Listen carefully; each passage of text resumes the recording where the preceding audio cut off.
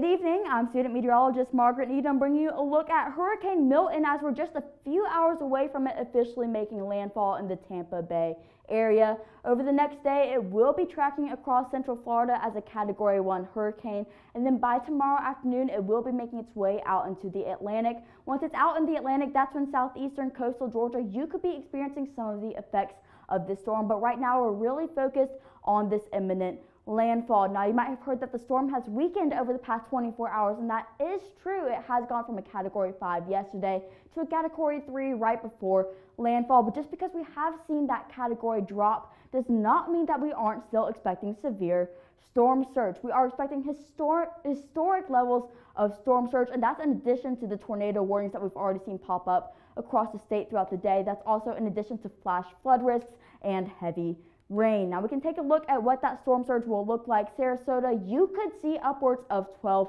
feet. Tampa, Fort Myers, you could be seeing 9 to 12 feet. Brunswick, St. Simons, Jekyll, tomorrow during high tide, Thursday afternoon, you could be seeing 1 to 6 feet of storm surge in some areas.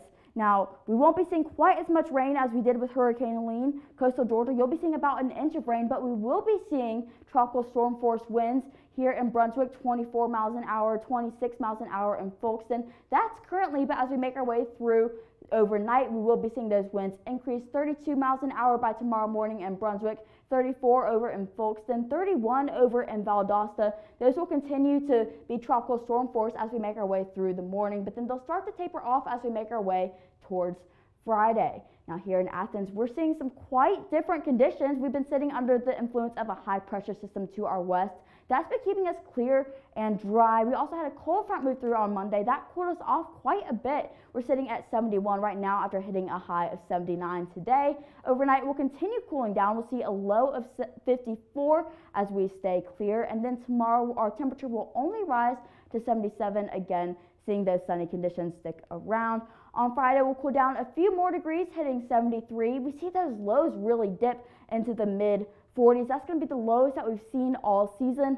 On Saturday, we start to warm up just a little bit for game day. The Dogs take on Mississippi State at 4:15 here at Sanford Stadium. We'll be around 79 by the time the game starts, but then as we make our way through the game, those lower 70s start to return.